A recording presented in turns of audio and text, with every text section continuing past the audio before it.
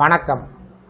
இந்த வீடியோவில் சற்று முன் 18 மாத வழங்கப்படாத DADR அரியர் தொகை அரசு ஊழியர்களுக்கு முக்கியமான அறிவிப்பு சார்ந்து தகவல்களை பார்ப்போம். அரசு துறையில் பணிபுரியக்கூடிய அரசு ஊழியர்கள் பயன்பெறக்கூடிய வகையில் அகவலைப்படி நிலுவைத் தொகை, புதிய ஊதிய குழு பற்றிய தகவல்கள், சம்பள உயர்வு கணக்கீடு சார்ந்த அறிவிப்புகள் வெளியிடப்பட்டு வருவது குறிப்பிடத்தக்கது.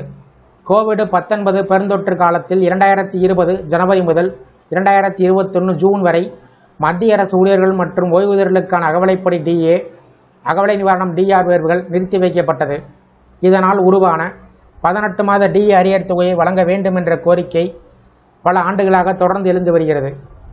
சமீபத்தில் நடைபெற்ற ஆலோசனை கூட்டத்தில் மத்திய அரசு ஊழியர் சங்கங்கள் மீண்டும் இந்த கோரிக்கையை வலியுறுத்தியிருப்பதாக தகவல்கள் வெளிவந்துள்ளது.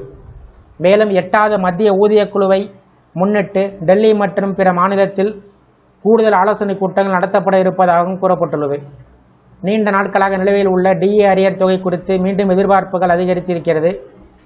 ஆனால் மத்திய நிதியமைச்சகம் இதுகுறித்து முன்பே தனது நிலைப்பாட்டை தெளிவாக தெரிவித்திருந்தது.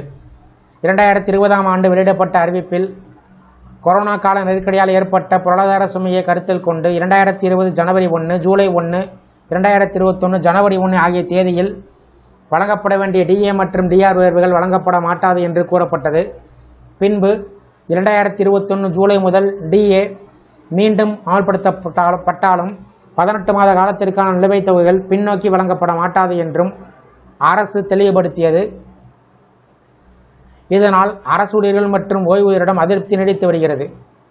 இதற்கு இடையில மத்திய அரசு சமீபத்தில் அரசு ஊழியர்கள் மற்றும் ஓய்வூதியர்களுக்கு 2% DA மற்றும் DR உயர்வு அறிவித்தது.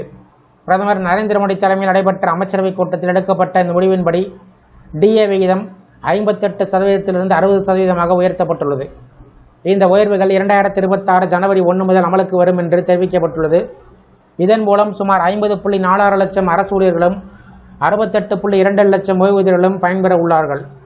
உயர்ந்து வரும் விலைவாசியை சமாளிக்கக்கூடிய வகையில் இந்த நடவடிக்கை எடுக்கப்பட்டதாக அரசு தெரிவித்துள்ளது.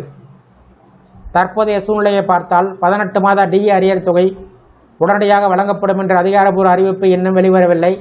இருப்பினும் 8வது ஊதிய குழு சார்ந்த ஆலோசனைகள் நடைபெற்று வருவதாலும் ஊழியர் சங்கத்தின் அழுத்தங்கள் தொடர்வதாலும் எதிர்காலத்தில் இந்த கோரிக்கையை மீண்டும் பரிசீலிக்கப்படலாம் என்ற நம்பிக்கை நிலை வருகிறது.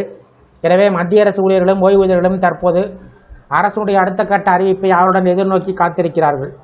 இந்த வீடியோ குறித்து உங்களுடைய கருத்துக்களை கமெண்ட் செக்ஷனில் கமெண்ட் பண்ணுங்கள். இந்த வீடியோ பிடிச்சிருந்தா வீடியோக்கு ஒரு லைக் பண்ணுங்கள். இந்த வீடியோவை உங்களுடைய நண்பர்கள் மற்றும் உறவினருக்கும் ஷேர் பண்ணுங்கள். நன்றி.